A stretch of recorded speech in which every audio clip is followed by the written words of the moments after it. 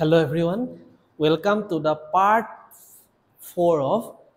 Assam history. আজি আমি Assam history part 4 আৰম্ভ কৰিবলৈ লৈছো. Part 3 ত আমি জয়ধ্বজ সিংহৰ সময়লৈকে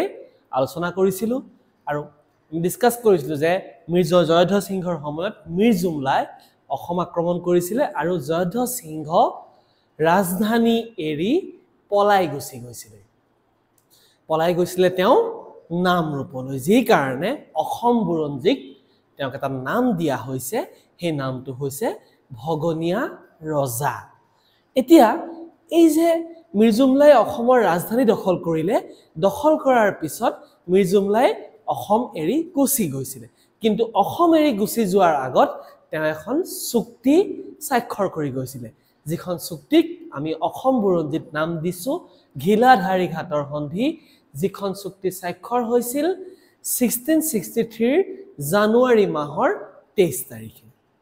এতিয়া আমি যাওঁ যে এই চুক্তিখনতনো কি উল্লেখ কৰা আছে কি চুক্তিৰ বিনিময়ত মীৰ জুমলা অসম এৰি ঘূৰি গুচি গৈছিল তাত প্ৰথম কণ্ডিচনটো আছিল যে ৰজা জয়ধ্বজ সিংহই তেওঁৰ জীয়েক ৰমণী গাভৰুক মুগল ৰজালৈ বিয়া দিব লাগিব সেকেন্ড আছে যে যুদ্ধৰ ক্ষতিপূৰণ হিচাপে 20000 তোলা সোণ তাৰ 6 গুণ বেছি অৰ্থাৎ 1,20,000 তোলা ৰূপ আৰু 40টা হাতী আহোম ৰজাই মুগল ৰজাক দিব লগা হৈছিল আৰু লিখা আছে যে 3 লাখ তোলা ৰূপ আৰু 90টা হাতী কিমান আছে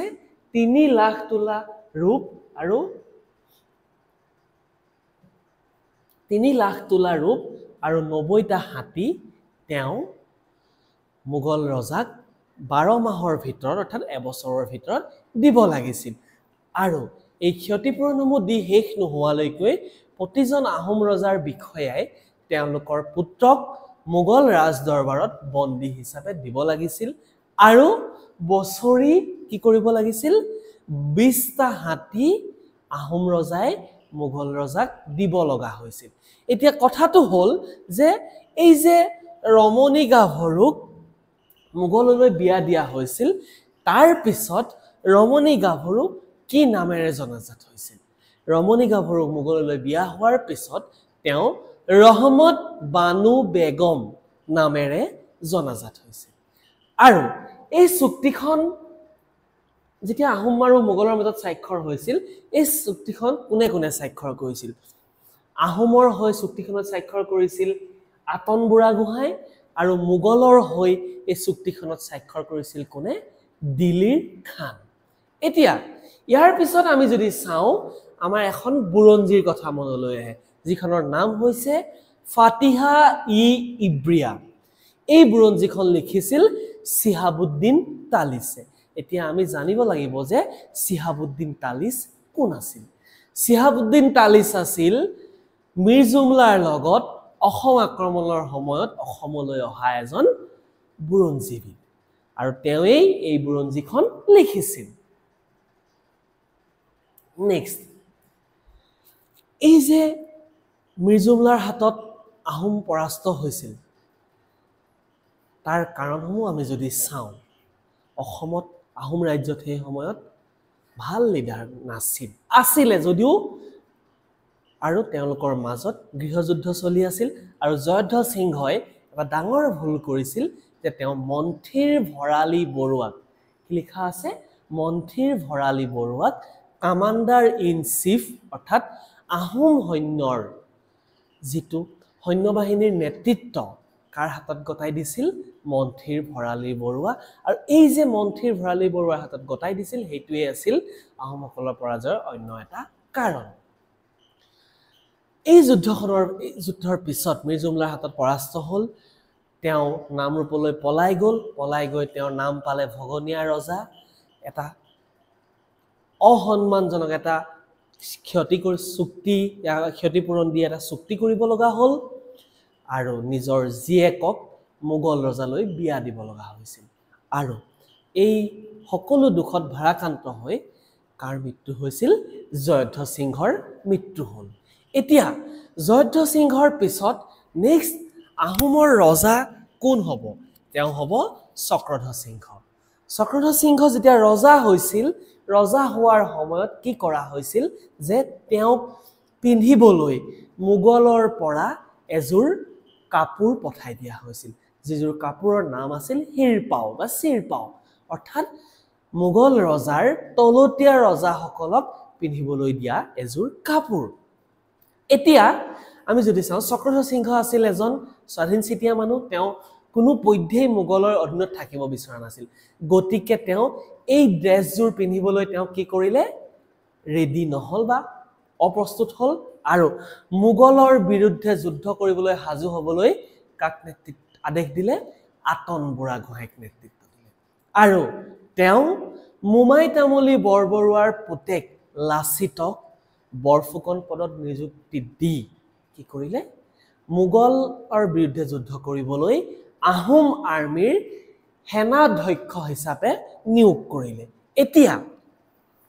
লাচিতৰ নেতৃত্বত কি হ'ল আহোমসকলে মোগলৰ বিৰুদ্ধে যুদ্ধ কৰিবলৈ হাজু হ'ল ইয়াৰ পিছত আমি যদি চাওঁ যে আলাবৈ যুদ্ধ হ'ব আলাবৈ যুদ্ধ যিখন যুদ্ধ অসম বুৰঞ্জীৰ এটা ট্ৰেজিক ইনসিডেন্ট বুলি ক'ব পাৰি কিয়নো এটা দিনৰ যুদ্ধত কি কৰা হৈছিল 10,000 আহোম সৈন্য মৃত্যু হয় আৰু আহোমসকলে এই প্ৰস্তুতি চলাই থকাৰ সময়তে মোগলৰ বিৰুদ্ধে যুদ্ধ প্ৰস্তুতি চলাই থকাৰ সময়তে কি হ'ল শাহজাহানৰ পিছত কোন মোগল সম্ৰাট হ'ব তাক লৈ এখন গৃহযুদ্ধ আৰম্ভ হ'ল আৰু সেই সময়ত বংগৰ গভৰ্ণৰ সুজাই বংগ এৰি দিল্লীত এই গৃহযুদ্ধত অংশগ্ৰহণ কৰিবলৈ গুচি গ'ল তাৰ হুজুগত আহোম সৈন্যই গুৱাহাটীখন পুনৰ দখল কৰি পেলালে কি কৰিলে গুৱাহাটীখন পুনৰ দখল কৰি পেলালে আৰু গুৱাহাটীখন পুনৰ দখল কৰাৰ পিছত ঔৰংজেব মোগলৰ ৰজা হিচাপে নিজকে প্ৰতিষ্ঠা কৰে বা নিজকে ৰজা হিচাপে ঘোষণা কৰিলে আৰু ঔৰংজেব ৰজা হৈয়ে তেওঁ কি কৰিলে গুৱাহাটীখন পুনৰ উদ্ধাৰ কৰিবলৈ ৰামসিংহৰ নেতৃত্বত বিৰাট ডাঙৰ এটা সৈন্য বাহিনী অসম আক্ৰমণ কৰিবলৈ পঠাই দিলে এতিয়া আমি যদি চাওঁ এই যে আক্ৰমণ কৰিবলৈ মিৰ জুমলাৰ নেতৃত্বত গুচি গ'ল তাৰ পিছত আকৌ কাক পঠাই দিলে ৰামসিংহৰ নেতৃত্বত আৰু এই ৰামসিংহৰ নেতৃত্বত অহা বিশাল সৈন্য বাহিনীটোৱেই কি হৈছিল অসমত লাচিত বৰফুকনৰ নেতৃত্বত আহোম সৈন্যৰ বিৰুদ্ধে পৰাস্ত হৈছিল আৰু পৰাস্ত হৈছিল কোনখন যুদ্ধত শৰাইঘাটৰ যুদ্ধত এতিয়া শৰাইঘাটৰ যুদ্ধ কোন চনত হৈছিল আমি যদি চাওঁ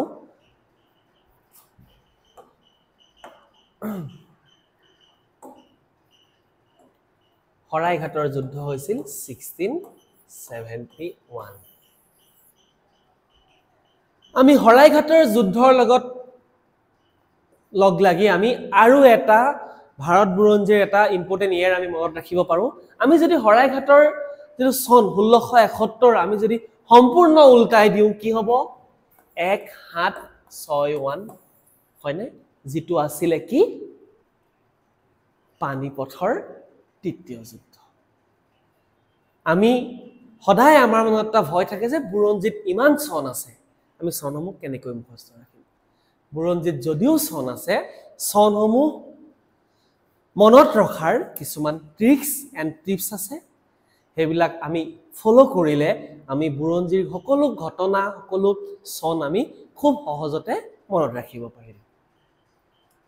এতিয়া নেক্সট আমি যদি চাওঁ যে শৰাইঘাটৰ যুদ্ধৰ আগে আগে চক্ৰধ্বজ সিংহৰ মৃত্যু হ'ল আৰু আহোম ৰজা হয় উদয়াদিত্য সিংহ আৰু উদয়াদিত্য সিংহৰ দিনতেই শৰাইঘাটৰ যুদ্ধ সংঘটিত হৈছিল যিখন যুদ্ধত আহোমৰ হাতত মোগল সৈন্য পৰাস্ত হৈছিল এতিয়া শৰাইঘাটৰ যুদ্ধত যেতিয়া আমি শৰাইঘাটৰ যুদ্ধ আমি পঢ়িম আমি সদায় এজন মানুহৰ কথা মনত ৰাখিব লাগিব তেওঁ হৈছে লাচিত বৰফুকন এতিয়া আমি যদি চাওঁ লাচিত বৰফুকন কোন আছিল লাচিত বৰফুকন আছিল মোমাই তামুলী বৰবৰুৱাৰ পুত্ৰ এতিয়া হয়তো আমাৰ বহুতৰ মনত এটা প্ৰশ্ন আহিছে যে দেউতাকৰ নাম বৰবৰুৱা দেউতাকৰ উপাধি বৰবৰুৱা আৰু পুতেকৰ উপাধি বৰফুকন কাৰণ আজি আমি কি কৰো আমি নিজৰ দেউতাৰ যেটো উপাধি আছে সেই উপাধিটো গ্ৰহণ কৰো হয়নে তেনেস্থলত কেনেকে বৰবৰুৱাৰ পুত্ৰ বৰফুকন হল হেতু যদি আমি চাওঁ আহোম সকলৰ পদবী আছিল এটা বৰফুকন এটা আছিল বৰবৰুৱা আৰু তেওঁলোকৰ উপাধি বিলাক এই পদবীৰ ওপৰতে ভিত্তি কৰি হৈছিল লাচিতৰ নেতৃত্বত আহোম সৈন্য জয়ী হৈছিল এতিয়া যেটো সময়ত শৰাইঘাটৰ যুদ্ধ হৈছিল হেতু সময়ত লাচিত বৰফুকন টান নৰিয়াত অৰ্থাৎ তেওঁ ৰোগত পৰি আছিল যদিও তেওঁ ৰোগীয়া দেহাৰে মোগলৰ বিৰুদ্ধে অস্ত্ৰ ধৰিছিল যাক দেখি আহোম সৈন্যই দুগুণ উৎসাহেৰে মোগলৰ বিৰুদ্ধে যুদ্ধ কৰিছিল এই যুদ্ধখনত অকল লাচিতৰ নেতৃত্বতে আহোম সৈন্য যুদ্ধ কৰিছিল নে নহয় লাচিতৰ লগত কোন আছিল আতন বুঢ়াগোহাঁই যিজন আছিল অসমৰ আহোমসকলৰ যিমান সকল বুঢ়াগোহাঁই আছিল সেই বুঢ়াগোহাঁই সকলৰ ভিতৰত এজন অন্যতম শ্ৰেষ্ঠ বুঢ়াগোহাঁই আছিল আৰু এজন আছিল বাঘ হাজৰিকা আমি কিছুদিনৰ আগত নিউজত শুনি আহিছিল যে বাঘ হাজৰিকাৰ কথা শুনিছো আৰু বহুতে কোৱা হৈছে যে বাঘ হাজৰিকা ক্যাৰেক্টাৰটো এটা ফেক ক্যাৰেক্টাৰ কিয়নো বহুত বুৰঞ্জিত বাঘ হাজৰিকাৰ বিষয়ে উল্লেখ কৰা হোৱা নাই এতিয়া আমি যদি চাওঁ বাঘ হাজৰিকা আসলতে কোন আছিল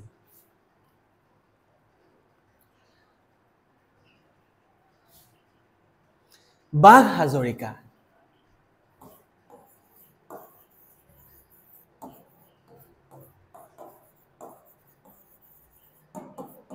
বাঘ হাজৰিকা তেওঁৰ প্ৰকৃত নাম আছিল ইছমাইল আবু সিদ্দিকী কি নাম আছিল ইছমাইল আবু সিদ্দিকী আৰু তেওঁক লৈ বহুত বিতৰ্ক চলি আছে কোৱা হয় যে তেওঁ